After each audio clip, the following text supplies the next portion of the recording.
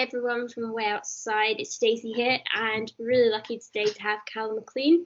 So if you don't know Callum, he's a bit of like a hidden treasure here in Scotland for his BBC Alpha series, Danushka, where he's undertaken some really wild swimming, quite often quite comical outdoor swimming. And I'll put a link up in case you've not seen him, so you can go and have a look at some of the programmes, as well as doing like swimming and swim run races in some really remote locations. Callum recently just hiked and swam across Scotland, so you went east to west, I believe. And he's also a filmmaker and TV presenter. So Max and I really love his film of him in the Falls of Laura. So that's the whirlpool at the bottom of our road. So check that video out. We met Callum when he was hosting the Scottish Skyline series at the Glencoe weekend, and then again on the Lewis Pugh training camp. And on hearing that Callum had entered a nighttime Ironman in the Cairngorms, we thought it would be really good to invite him for a 30-mile night run with us for some training.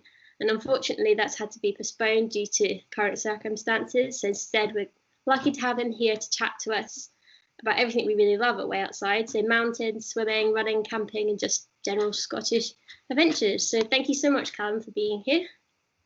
And just first up, I just thought you could just tell us a bit more about your background and how you got into outdoor swimming and swim run adventures. Yeah, thanks a lot. Thanks a lot for inviting me, Stacey. Yeah, great to chat again. I think I've grown up in the Highlands, and as a family, we're always quite outdoorsy. So we'd always be doing holidays that involved going up mountains and camping and doing like long walks and things like that. So being outdoors and swimming outdoors was something that I've always done.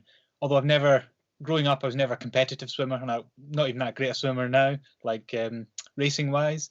But I really got into outdoor swimming properly as more of a kind of a thing to do and more of a challenge and more of an adventure pursuit. I think around about 10, 11 years ago, I was actually in Australia. I was in Tasmania, where I was born.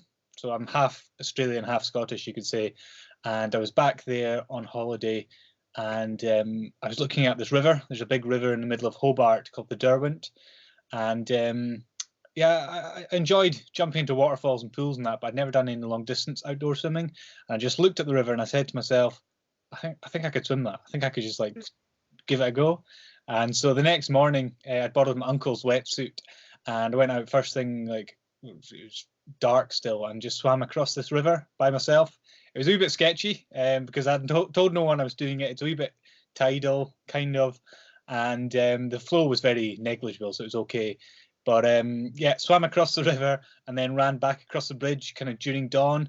And I can still remember the buzz of just seeing the challenge, completing it, just kind of under my own steam without any help. And it was quite difficult. I was barefoot as well, so I was running back barefoot, and loads of cycling commuters giving me funny looks and that, and wondering what I was doing. And yeah, I just remember the buzz and being like, wow, I just went and did that just off my own back. And that's what kind of got me hooked into the more adventurous side of outdoor swimming. Around about 10, 11 years ago. And then what I'm really interested in is a lot of it's to do with locations. So that was a challenging swim, but location-wise it wasn't so interesting. But what kind of keeps me really going, and especially in Scotland and the Highlands, is the variety of places we've got, and the places we've got that take a bit of effort to get to, kind of up in the mountains or unusual places that people might not swim usually. That's what really kind of interests me, and like what I tried to show in Januszka, some amazing places that we do have that people might not go to regularly to swim. So that's really kind of what my main interest is: challenging swims and also beautiful locations. Yeah, and we've got plenty of that here actually. It's one of the unique things about where we live. To give some kind of perspective about, so you're based on the East Coast, aren't you? Yeah, so I live in Inverness. Around Inverness, there's some okay swimming. There's a few lochs near Loch Ness and Loch Ness itself, but for like sea swimming, it's not so great. I think the West Coast is way superior, and I'm quite lucky, kind of in life and in work and in my spare time. I spend a lot of time traveling around the Highlands, and so I know it quite well. But I think for swimming, Inverness is okay, but I think where you guys are, for example, is way superior and way more kind of options you've got over there. Yeah, we're quite lucky because it's more fjordic systems than open sea here, so we've got quite a lot of still sea, and I don't think we get we didn't get too many jellyfish last summer, so we'll see how this summer goes. Yeah, if we get a chance to get swimming this summer, yeah. I know, really, really missing it here. We keep just like staring at the loch really longingly, like, oh no. And it's so clear now, and there's quite a lot more wildlife about, so loads of seals that we go watch. And I was just wondering a bit about like, so what kind of got you into making your films about your swims and adventures? So yeah, so a few years ago I was living in the Isle of Skye, and it's a great place for like outdoor pursuits, you know, hill climbing, mountaineering, outdoor swimming, everything. And I was really spending a lot of time finding new places to go swimming. So I started off, I was always into photography, kind of around about the same time I got into outdoor swimming, got into photography, and I had a blog showing off places to go outdoor swimming. And I was working for the BBC at the time as a broadcast journalist. And someone at the BBC has seen my blog and asked if I wanted to try and make some short films about outdoor swimming, and I did. And I guess I tried to like show off locations and show off my sense of humor as well, about that. And then just some of them ended up going kind of viral on the internet, and I was trying to show another side maybe to outdoor swimming as well. And yeah, just off the back of that, that led to the BBC Alpha series, because I was working for BBC Alpha at that time. I'm now freelance and self-employed, but yeah, things I just went from photography, tried to make some film, just went from there, and just what comes next. It was almost like a natural progression to keep trying new things. So I still take lots of photos and I'm still very interested in photography, but also yeah, making films and I guess showing off my sense of humor a wee bit if I can. It was something that interests me and just seemed like a kind of natural thing to do. No, they're really good. We really enjoyed watching the series, actually. Giving us some ideas as well. And the other thing I wanted to talk about is, like, you mentioned that you've done a couple of like organized races, but I mean, what we normally see from you is your kind of more solo adventures. And it was like, do you prefer doing your solo adventures, or kind of what draws you to that over racing? Yeah, I haven't done many events the last few years, really, the last couple of years. I used to do quite a lot of kind of triathlons, and I've done quite a few swim runs. But I think just as I've got older, I've got less competitive with other people, and my interest is more in about like challenging myself, but also sometimes just like sitting down and taking in locations and things like that. And if you're doing that in the middle of a race, you're going to get kind of beat, and then it kind of defeats the purpose a wee bit maybe of racing. But yeah, I did. I've done a few swim runs, and I'm really interested in them, and would like to see kind of that grow. I think it's still people are almost a wee bit intimidated by it, I think, and see it as a bit niche. But for me, my main interest is in a personal challenge and seeing beautiful locations. And you can do that definitely as part of a race. And I think races are great, and they're always well organised. I find in Scotland, and they take you, the kind of Scottish races that I've done, the Hell's Hop, for example, take you some beautiful locations and some really challenging swims. And with that one, we jumped off a sailing ship to start the race, which quite intimidating for a lot of people, maybe, especially if you're not used to swimming at sea. It was quite a small field entered the race, I think, maybe put off by it was quite challenging, but that's what I really liked about it. And I think traveling at my own kind of pace and just taking places in and taking photos as I go is something I'm also interested in doing, and maybe stopping off and taking some photos underwater and just doing it at my own pace. It's kind of what draws me into it more than trying to get like a fastest time or trying to beat like someone who's a top triathlete who I might not have a chance against in a triathlon, but in a swim run maybe I could be closer to them. Yeah, it's more of a personal challenge, I think. Yeah, because like there's people like me who maybe, so I started doing more races because I'll stop and take pictures. Max has a go at me for taking a selfie and stuff during a race, or so I kind of got more into adventuring through racing because I just didn't really know where to start. And as we're kind of looking at now with all the COVID stuff, we're looking at these prolonged restrictions on mass events. So people maybe who've got their adventure fix from a obstacle course race or an ultra marathon or fell race, they might be now looking towards more solo adventures or grand rounds. And I was wondering if you had any advice for those people kind of looking into getting into more solo adventure over racing. Yeah, definitely. I think possibly one of the reasons I like doing solo ventures is because I did gain confidence from doing some of the longer races that did take time, and also going out in my own time. I think going out in my own time, starting off really simple So instead of aiming, like maybe if you're into outdoor swimming or you're into hill running and you're thinking about a kind of, like you're saying, a grand round, something similar swim run, I'd say keep it much more simple to start with. Somewhere you might run regularly and there's maybe a couple of lochs or something. Try and combine a run with swimming across or through a loch. I mean, you don't have to go across the middle if it's something you're not confident doing, and just keep it simple. So you're building up over time to do longer and longer distances, because in my experience, I guess, going out and doing swim runs and doing these kind of trips and adventures, I've made plenty of mistakes over time. Mistakes about maybe not eating enough, not maybe getting a wee bit too cold at times. Usually I wear a wetsuit for swim runs because wearing a wetsuit whilst running gets you really warm. It's a perfect way to warm up. So yeah, keeping it simple. So you do your mistakes on, if you do a mistake, it's on a kind of relatively low jeopardy kind of place. And from that, slowly build up confidence. I guess in this time where they're trying to keep social distancing, you're not really going to be going out with groups, but you could, if you live with someone who's also into kind of similar, like you and Max could obviously go out and do kind of swim runs together. It's a really good way as well if you've got someone with you, just to keep your confidence up. Even if they're not actually maybe swimming the bits with you, even if they're kind of on the side of a loch, for example, keeping an eye on you if you're not going out too deep. That's a really good way of kind of boosting your confidence as well, if you're not used to kind of going out and doing big trips like that on your own. I think, yeah, it's just a matter of building up. Like, so last year I tried, I swam and walked across Scotland, west coast to east coast. There was a bit of hitchhiking involved because I got ill part of the way through. I had an eye infection, but like, I wouldn't have tried that a few years ago. I would have thought, wow, that's a bit too committing.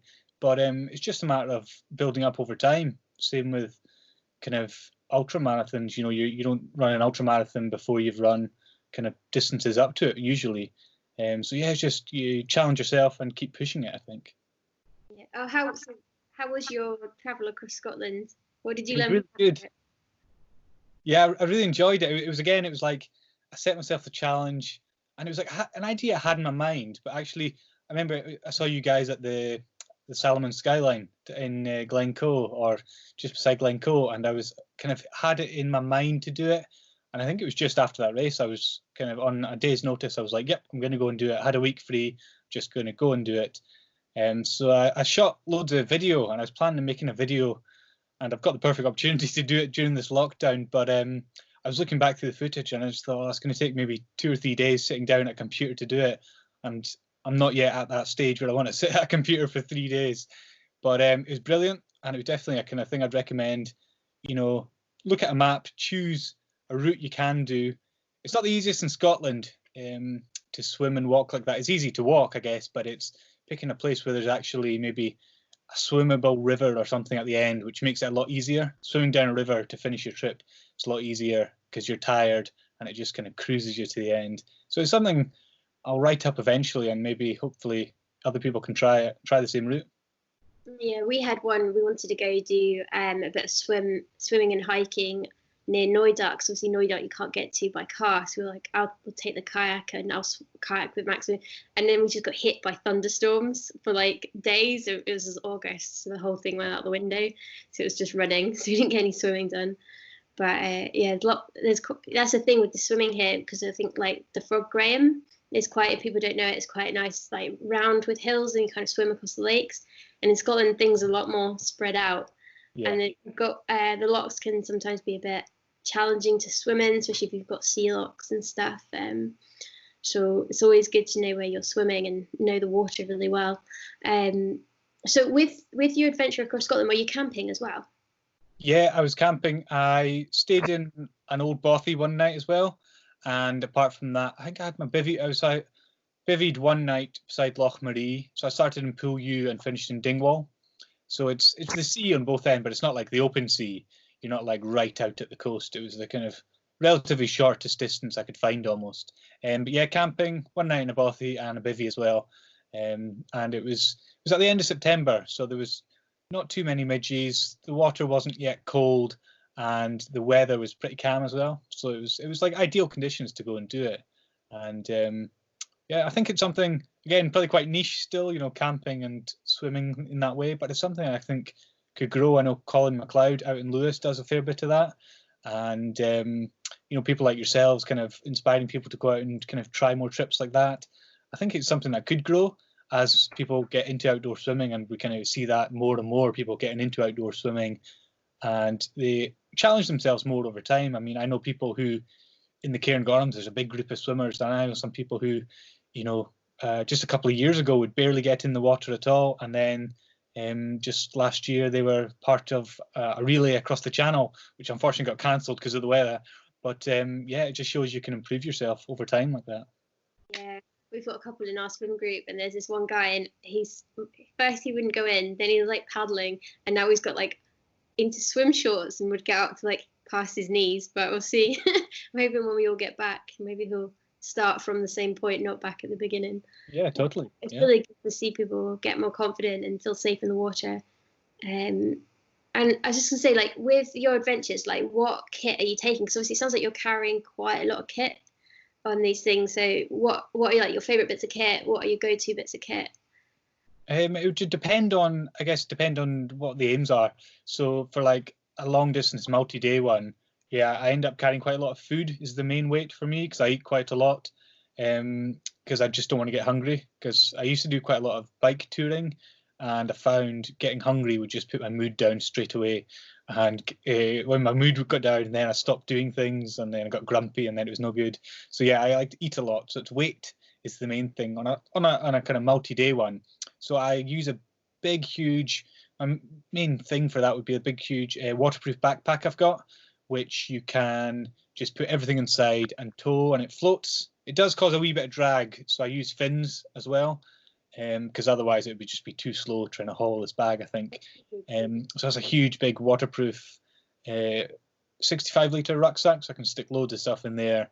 If I'm going for like a swim run, just where I'm like out for the day or out for like a few hours, I try and keep it much more lightweight. I've got what I really like is I've got a swim run wetsuit, a specific one I bought for a race a few years ago, and it's not that much different to a wetsuit, I guess, but I mean, you could buy a wetsuit and cut it off at the knees, really, that's the main difference. But it's got pockets, like I got a pocket on the back and it's got pockets inside, so you can stick food in there, and you can stick your kind of hat and goggles off in there, and it's got a zip on the front, which is the main bonus, because you can zip it down and run with it and not get so hot. If you had an awkward zip at the back, it might be a bit more difficult kind of folding it in. I'm sure you could manage. I've never tried it in that way. But yeah, if I'm going for like a day or a shorter one, I'll wear my swim run wetsuit. But if I'm going for a longer distance, slower paced one, it's having that big bag and having plenty of food in there, and, you know, stick my stove in there so I can stop and get a hot drink at lunch, and that kind of really helps you cheer you up and keep you going again if it's like a colder day, a colder swim. I also really like Haribo. I think Haribo is like a secret go-to. Just snack, like, 'cause you can eat Haribo as you swim, just about, and you kind of stop and pause and stick some Haribo and keep swimming. For the fizzy ones, fantastics. Yeah, they're good. Yeah. I just like the big I just like the big bags, just like whatever comes in it. Yeah. Oh no, that's really cool. I was going to say, yeah, what would you eat other than Haribo? What would you take food-wise? Generally, maybe a Snickers, some kind of chocolate if I can. If there's sections where I'm not going to be swimming for, like, I don't know, I'm doing like a one with quite a bit of running in between a couple of swims, something that breaks down a bit slower, you know, like a peanut butter and jam sandwich, something like that. I also really like Soreen, the wee Soreen loaves you can buy, the little banana flavored ones. Yeah, they're a go-to as well. Yeah.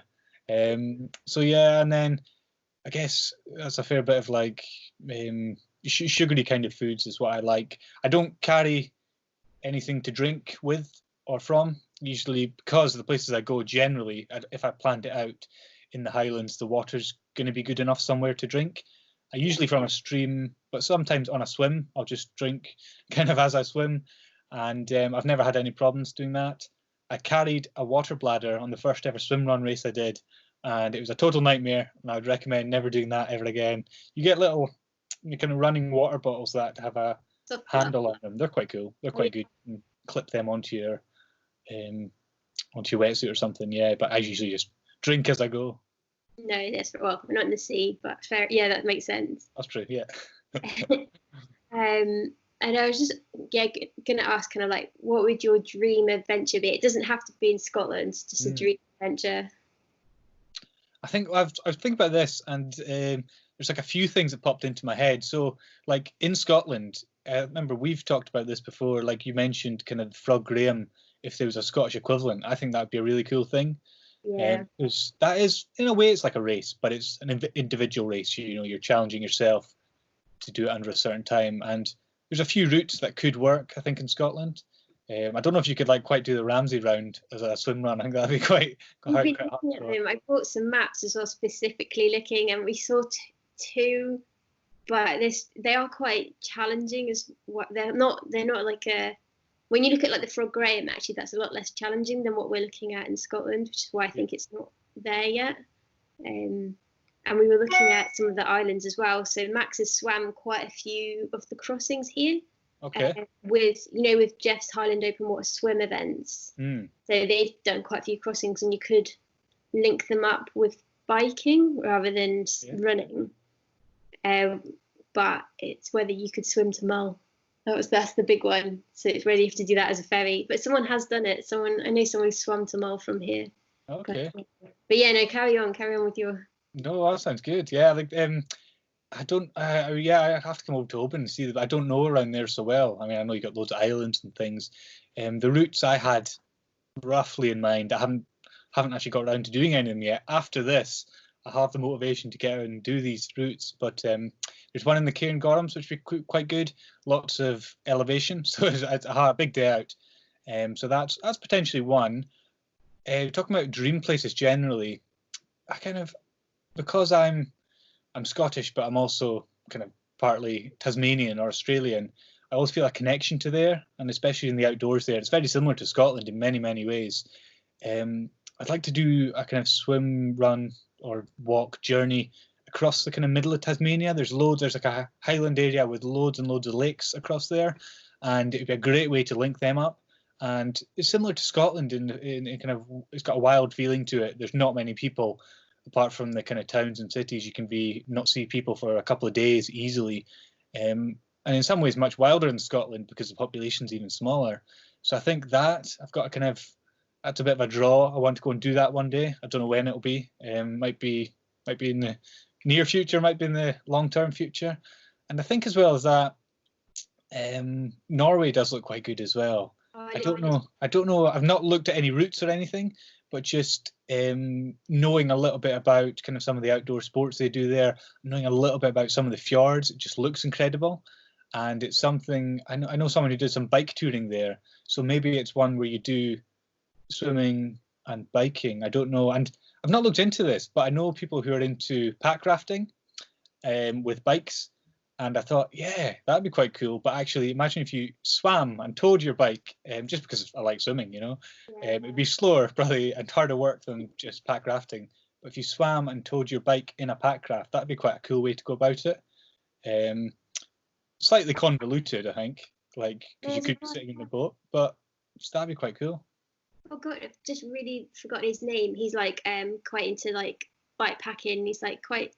He does quite a lot of like, he's a bit like yourself, but for like bike packing and stuff. And totally forgot his name, but he was looking at doing one here in Lochgore. Marcus. Yeah, Marcus, that's it. Yeah. He was looking at doing one there as well. So it was quite interesting. We've got quite a lot here that we do. So we've got quite a few routes in Oban where we cycle, swim, and we've done one. So there's a lot just down the road from us with the Route 78, which is Sistrins route. Okay. Cycle there, swim the loch. You can swim the loch or cycle, just swim around the loch or whatever, and then you can carry down to Seal, which is an island with the Atlantic Bridge. And Max swam across the Atlantic. Yeah. Cool. I didn't. I just cycled over the Atlantic, and then I took the ferry, but he swam across then to Easdale. Then we swam on Easdale, cycled back and swam in the sea on the way back. So it was really nice. How far was it cycle, Max? So like 60k in total. Probably like a 60k cycle. You can do on any bike with like 6 swim spots on the route. It was really good. So yeah, we're quite into quite like the idea of cycle and swimming, but Yeah. definitely more hiking and swimming. That's not what I haven't done so much of that. I think Max has done more, so we're quite interested in that. Yeah, I think I guess it's maybe quite different in a way. You can travel a lot faster if you got the bike, obviously, so you could link up potentially a lot more swims and a lot more kind of places. Yeah, I think the swim walking or swim hiking, if you're doing it for a couple of days, you kind of almost resign yourself to, well, what I did was quite a lot of the time end up walking in the wetsuit, carrying my stuff. So you kind of just resign yourself, if you're doing that, to maybe being a bit damp like quite a lot of the day. So that's something you have to be willing to do, maybe having wet feet if you're walking in your like swimming socks, if you're wearing them, for example, because it's a bit of a faff maybe to get changed and to get dried and then go for another swim, depending where you are, depending how long and short your swims are. So it's maybe not for everyone, but I think it could be for more people than who currently do it, for sure. Yeah, I think if you're hiking in Scotland, you've got to be prepared to be damp most of the time anyway. That's true, yeah. No. Oh no, that's really great. I think that's kind of all the questions I had here, and it was like mainly that thing of it's going to be a long time before we're going to be doing races again, which is quite hard thing to take in. So it's like, what can people do instead of the racing to still get out there and adventuring? And yeah, definitely. I was thinking, what type of map are you just using? OS maps? Do you carry paper maps, or do you take it all on your phone? Or sometimes I only take my phone with View Ranger on it. That'll be kind of less committing places. If I'm going somewhere where I don't know so well, or it's a bit more committing, I'll have a paper map, and a kind of waterproof case. You did just OS maps, yeah, that's all I've used. Harvey maps are quite good as well, because you can get much smaller ones sometimes, like the Cairngorms, for example. They do a really nice small one there.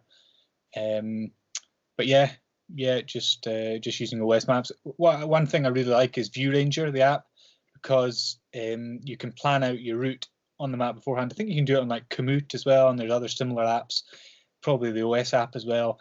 And it'll show you your elevation, it'll show you your distance. So before you go out, you can kind of plan and work out, all right, it's a wee bit of a harder day than expected. I might change the route a wee bit. So that's the one I've used to plan out a route in the Cairngorms that I haven't done yet, for example, because I was waiting for the right time and the weather and stuff like that, and me being fit enough to go out and do the day without suffering. But yeah, it's quite annoying being in like this lockdown, especially when this weather has been so incredible, at least in Inverness for the last. Stunning. It's absolutely like perfect. It's perfect weather. Yeah, and so I've been out swimming. I've been out running and cycling pretty much every day. Sometimes just walking, and so I've gone for a couple of dips on my cycles, but like I've not gone for like a proper swim. And I was looking at Loch Ness the other day, and I was like, I cycled kind of high above Loch Ness, and I was looking at it. And I was like, it was the kind of day where you just turn up and swim like, I don't know, 10 kilometers, just because it's that perfect day where you just wouldn't want to stop swimming. You just keep going, and it's a wee bit frustrating to think about it and not be able to do it, but at the same time, I think it's important to like keep getting kind of little nuggets of inspiration. So even like chatting to you today, like I'm getting excited about doing future trips, even though I don't know when it'll be, and seeing other people's kind of memories and seeing other people's experiences. We're all in the same boat right now, pretty much. Like no one's getting to really do the best things, even if you live a cool place and you guys have got access to like the sea and that, you're not getting to do maybe the most exciting trips you'd like. So keeping that inspiration for when we can get back to it, I think, is quite important. Yeah, no, we're really, for us, we're not swimming at all, just running, cycling and walking. But it's like there's only so many roads out of where we live. So it's like 5 places you can get to. So it is getting a bit repetitive. So it's always trying to find, keeping that memory. I quite like we're getting the maps out now and planning some trips. So we're thinking, I need to stay fit so that I can get out and enjoy those trips. I don't want to come out of this going, I can't get up 3 Monroes in a day because I'm not fit enough. So yeah, definitely keeping that motivation. I think there's just one last question because we have quite a few followers who will be quite new to open water swimming. And one of the big things is around safety. And like, so you talk about going to water that maybe had you swam in all those waters before, or how do you judge whether that's going to be safe, or would you get there and decide actually no, not today? Yeah, I guess for me, like judging if I swim safe, a lot of it comes down to my experience. So what I really look for is somewhere that's easy to get in and out of the water, and I guess knowing, for example, like lochs, generally there's not going to be like a flow or like no currents or anything like that to worry about. When it comes to the sea, I think you've got to know a lot more about where you are. If it's a tidal place, if there's a current, if there's an undertow. So I think researching sea swim, for example, is something to think about a lot more than a loch. Like a river, the big thing to think about generally. The flow, if there's anything under the water, a lot of trees in Scottish rivers, depending where you are, a lot of stones, kind of rocks that you wouldn't realise are there until you kind of swim into them. When I did my trip across Scotland, I finished going down the River Conan, which is around about 20 kilometres or something, and I hadn't heard of anyone swimming it before, and there's a reason for that. A lot of it's not very swimmable, it's quite shallow, but before I did that, I went to paddleboarded the whole route, so I knew where there were some weirs, I knew where there were some shallower bits, I knew where there were some rocks, walking around some sections. So kind of my own personal judgment is what kind of guides me a lot of the time into seeing if a place is safe. I think as well as that, people who are getting into outdoor swimming for the first time, again, keep it really simple. Like, you don't have to go out and swim across the middle of a body of water. Even just swimming 10 feet from shore but along a shore can be a really good way of building your confidence and finding out your own capabilities. Something as simple as having a tow float. So my big waterproof rucksack I've got is a big orange bag, so it's really bright, can be seen really easily. That's kind of effectively like a big tow float. That is, you could use it as that if you wanted.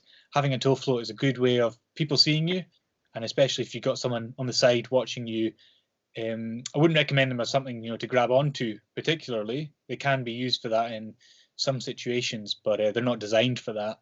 So that's a good way of boosting confidence as well, I think, for people getting into outdoor swimming for the first time, and keeping yourself comfortable. I think, like, you don't really want to in winters sometimes you do feel like I want to suffer a little bit, but I think that comes a while into your kind of swimming journey. Maybe straight away you want to feel comfortable, you want to enjoy the whole experience, I hope.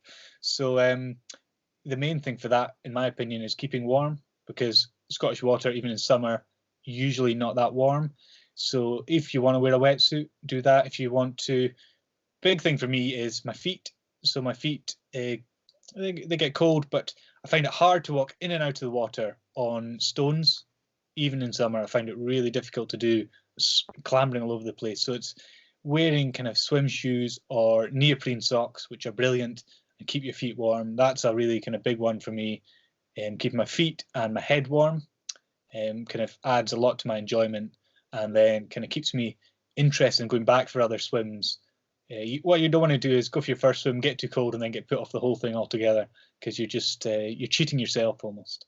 Yeah, I think the thing with the swim caps as well, because I never used to bother with a swim cap. I used to just swim breaststroke when I first started, especially cold water swimming, and then started progressing more to front crawl. And the swim hat makes such a difference. Just like, even just a thin, and I think even if I just want to say get in the water and just have a look under the water, I quite like looking under the water and see what's there. Always put swim hat on, because you get that brain freeze. So I think, yeah, if you're not a swimmer, you might not own a swim hat. I'd definitely say get one. One of the thicker ones. It makes such a difference. Totally, yeah. Like, say you're like, I don't know, you're out for a run and you want to jump in a river. It's a great experience, but your head can get cold super quick. So yeah, like you say, I think I use quite a lot of the year. Actually, I use a neoprene cap and then a silicone one on top, and that pretty much keeps my head actually dry. So as well as being warm, it doesn't get wet even. I do on my breaks, and yeah, I have to wear a hat so that I can go back to work without soaking wet hair. Yeah, that makes sense. Yeah, and well, I guess for me it's much easier because I don't have much hair, especially not right now. But so I can just wear any swim cap. Some people have to buy like extra large ones if you got a lot of hair. something to think about if you like I tie it didn't know up. that existed. I didn't know that existed till we watched, you know, that celebrity program where they couldn't swim and then they made them swim the channel, which seemed a bit mean. And I didn't know till then that you could get caps for people who've got hair like mine, where you tie it up. So that's an investment I want to make. So other people who are women or men with long hair, you can get special hats. You can, yeah. I've heard about them. Yeah. No, that sounds great. I mean, for us, well, for me as well, because I take everything super slow. It takes me a long time to build up to big adventures. And for me, it was like, even with our local community swimming group, and I just started with just trying cycling to that instead of driving. So knowing, excuse me, knowing I'd be cold and how that would feel, then cycling home and learning from that, and then moving towards running and swimming. And I think even with Lewis Pugh training camp, it was a lot of you guys were swimming like a kilometre, running a kilometre, swimming. And even just that, I mean, just starting there, running on the beach, and getting used to it. And we do run as well, swimming and park run, which is really good. Can't feel my feet for the 4 kilometres of park run. Yeah. It's a process where you like have to kind of remember where your feet are when you're running sometimes. So I'm just thinking ahead to like when this is hopefully all over. Like I guess my plans are, I'm doing the Starman triathlon hopefully in August, like you were saying there. So we were planning a long run as part of the training for that. So fingers crossed that still goes ahead. But I mean, what are you guys planning? Have you got any big races or big routes? Me and Max had 2 races each this year, and both have been cancelled. So I was doing the West Hallam Way race, which is about 98 miles, just running. And Max had, was it 3 island peaks? So it's sailing and running. So yeah, he was in a team we know from orienteering, actually. So if people don't know that, I think it's the Paps of Jura, is it Goatfell on Arran, Benmore and Mull. And I think, do you start with a hill run in Oban? Yeah, so there's a little hill run in Oban to start the race. So yeah, really disappointed not to be doing those this year. So I think we also had a big adventure planned for September. But again, I think we're going to postpone that now to next April, because we need a September or April type month to do it because of the weather. Again, that was just hiking, though, it wasn't swimming. And then we had quite a few, or there's a couple we wanted to do last year. So going back to Noida, not in August. So yeah, going back to Noida. The problem with us is with work, August is a quiet month for our day jobs, so it's a good time to take off. But the weather is always wet and stormy. So yeah, going back to Noida is definitely on the list. And we have a swim hiking round, quite a large one we wanted to try. But it's kind of convoluted to get the swims in. You kind of aren't taking the best circle, if that makes sense, with Monrose. So you have to kind of come off the route to get the swim in. And that's on the west coast. That's starting not far from home for us. I like the idea of doing adventures from home. So I like the idea of I'm going to cycle or get somewhere on my own steam rather than driving. So I think we'll do a couple of things like that as well. Do you know, what have you got on your plan? So Max is just sat off screen. What have you got? What adventures have you got? I mean, we've got mountain rescue training as well. And we want to get to know the hills where we'll be rescuing people. So that was what we were meant to do this summer, was really get to know all the hills that we cover. So we still need to do that. And Betty Brown and Morven. Morven, yeah. So we can see Morven from our living room window, and it's been beautiful. So I've been looking at Morven, which is the peninsula towards Mull on the mainland. And I think we will do, it's quite a good bike ferry route, which you could swim most of it. So Max has swum from Mull to Morven, and we've both swum from across where the Corran ferry goes across the Curran Narrows. So that's quite a good bike route, or you could take the Highland. Yeah, it's too many. It's just too many things. That's the problem. Too many options. Yeah, totally. Yeah. So many. And then Loch Etive as well. We wanted to do a swim run. So there's a narrow bit. The problem with Loch Etive is very tidal. Yeah. But it's a really narrow point. So I think I was going to kayak it and Max swim it at both slacks and see how it is. So that will be around Loch Etive with a swim. Yeah, Max was like, "Oh, we'll do a Monroe then as well," and too many options, just too many. So, whatever we can cram in. If you're doing the Starman though, if you still want to do a night run, a night marathon before it. So it Yeah. starts at midnight, doesn't it, Starman? Yeah, the race starts, I think, at midnight. Yeah, so you swim in Loch Morlich. You swim kind of a loop route. I think you do 2 or 3 loops of like it's a set out route, and then it's I think it's a half iron distance. So it's not quite full, but the bike is all on road, and it should be quiet roads at that time of night, early morning, and then you're finishing the run. Well, the run itself, you start, I think, part of the way up Cairngorms. You go up to the top of the mountain, then you come back down, and then you go up Miallavurchalia, and then you come back down to Loch Morlich. So quite a lot of elevation in the run, actually.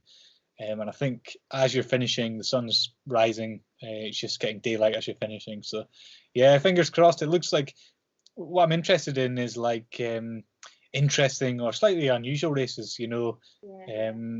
I did a pool triathlon once, and I was like, never again could I do this. I found it quite frustrating. But races that take place in cool places or have an interesting twist, like during the night, yeah, I quite like that. Yeah, I'm getting quite into night stuff and winter stuff. I'm not sure why. Kind of hate them, but love them. You did the Red Bull Neptune Steps as well, didn't you? Yeah, I did. Well, they didn't have it this year, of course, because I did it last one as well. What's that? Sorry. I did it. I think what was last year? 2018, 19. Yeah, I did 2019. I think. Oh, okay, was that? It might have been the same year. I can't remember. Yeah, I think it was 2019. I did it as well. That was good. Yeah, it was good. Good fun. It was quite short though, because the standard was really high. Like the swimmers were just ridiculously fast. So it was like over and done, and then you were like, all right, okay, that's me finished. So yeah, it was good. It was a challenge to do. It was, I think it was harder than I expected physically. Almost like you got tired a lot quicker than I thought. But then afterwards, after the race was done, I was like, oh, I'm kind of ready to go again. It was a wee bit too short in a way for me, but it was good. Yeah, I liked it. My arms were dead. I don't have any upper body strength. My arms were just like useless by the end of that race. Yeah. No, it was good. Oh, no, it's cool. So yeah, lots of just adventure. Just hoping that we can get back out there again soon once everything's safe. And no, and I guess that was kind of it really. Anything else you want to tell us or say, then go for it. No, I mean, I was kind of in the back of my mind before this all started. I was slightly looking at doing a big kind of swimming adventures kind of thing in September as well. But just because of this whole thing, I've not been planning it at all. And I don't think I kind of lost the motivation to go and do it because being restricted at least for a month now, I just want to, when this all finishes, I just want to go and just do stuff, you know, do like cool trips, camping. There's a lot of camping I want to go and do, and like beautiful islands out on the Hebrides, and do more kayaking. I've got a kayak as well, but I haven't been out in it in months now.